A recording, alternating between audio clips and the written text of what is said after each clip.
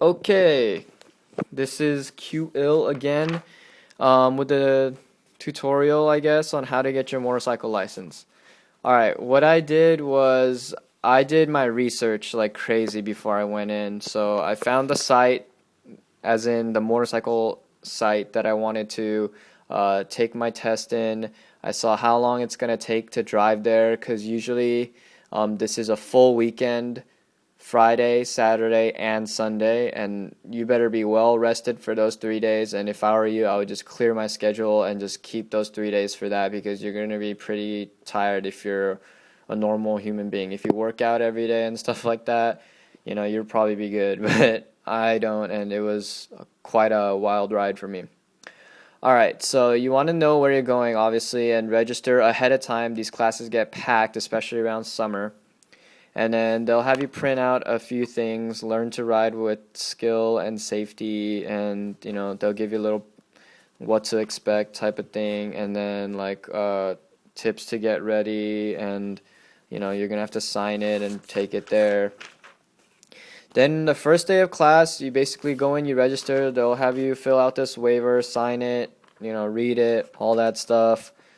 Then they'll give you this book, and you'll just start going into this. You'll start working with your group, answering questions in the back about each section, and eventually you'll finish this book on the second day. So first day is all classroom. You will not need to bring your gear unless you want to ask your professor, unless you want to ask your instructor if you can use it or not. My range, which was Palomar, had all different types of gear available, so a lot of people didn't even need to bring their own gear. Um, yeah, so just if you don't have money to uh, afford that right there, I'm sorry, I'm looking for videos for you guys. Yeah, if you don't have money for that, then don't worry about that because they'll have stuff for you.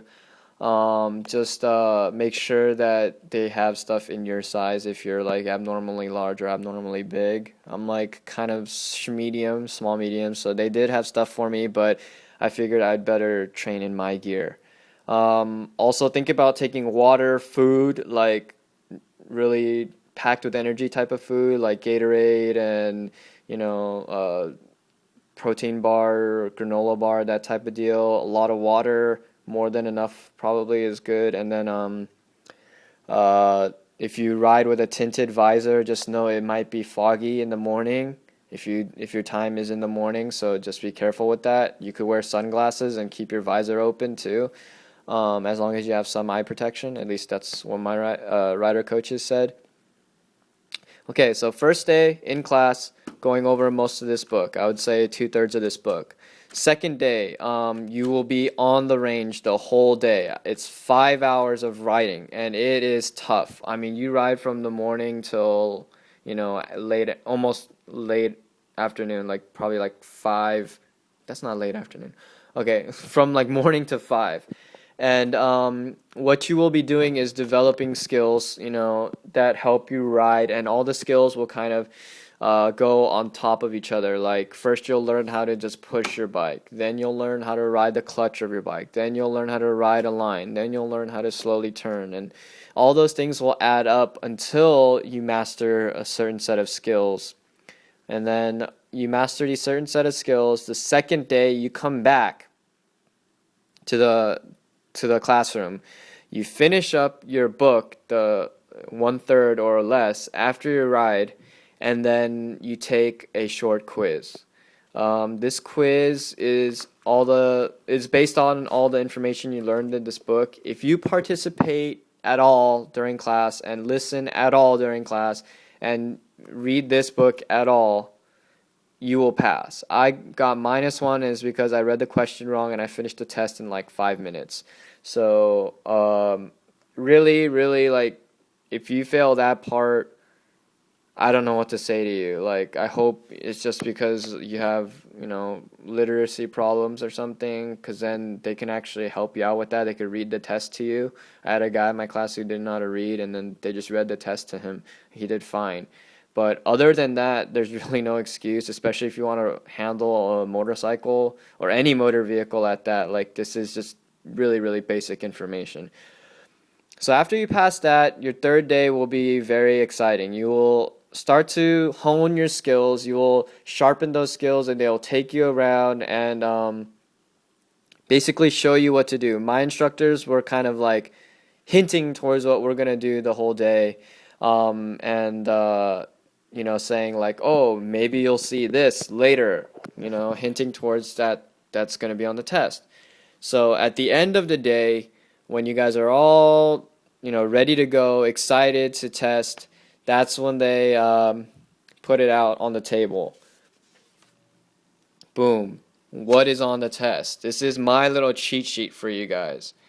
Okay, so do not quote me on this. This is just what they tested me on. And I'm going to be honest. I failed the first time I took my test because I made a stupid mistake. And I'll show you my stupid mistake, and I'll tell you what happened. Okay?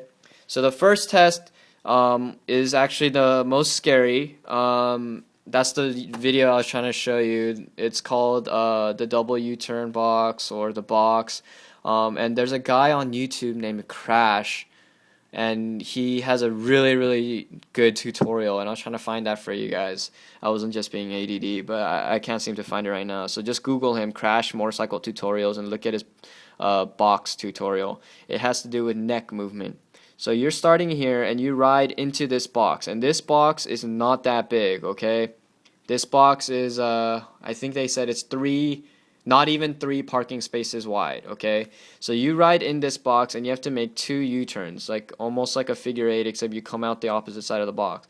The trick is you turn your head all the way to make an extra sharp turn. Most people will come in here and they'll try to turn, and then they'll be like, oh, too late, and they'll try to bust a really tight U-turn right there. Not going to happen. So you bust a tight turn. It's not just 180. It's a 200, more than a 200-degree angle turn right here. And then you do the same angle turn, and then you slowly come out and accelerate, and they'll have 2 cones right here and a simulated barrier, something, obstacle, whatever you want to call it, blocking your way, and you will have to pass these 2 cones and swerve to either the right or the left and come to a stop. And that's the first whole test, but this counts as 2 parts of your test. This doesn't count as, this counts for 8 out of maybe 20 something or 30 points. Don't worry about this too much. Just don't fall or drop your bike. If you go out of the lines, that's fine. You put your foot down, that's fine. Don't worry about it. It's not going to kill you. Third test. This is pretty important. This is, I think, one of the easiest tests, and if you just pay attention, you should be able to do fine. You ride from a stop looking forward. You're not supposed to look down when you're riding. You're supposed to look at where you want to go. So you look forward, and when your vision out of your peripheral, you lose these cones, then you slam on the brakes. Not slam, but hit the brakes, front and back simultaneously. Squeeze gently on the front brake. Don't grab it, and be careful with the rear brake. You might lock it if you slam on it too hard. So you just stop, and then they stop and measure how far you did. I'm running out of time. This might have to be a 3-parter. Okay, the last test. This is the test I screwed up on. I think I'm going to cut it too short, so I'm going to go on to the next video. Sorry, guys. Hope you keep watching.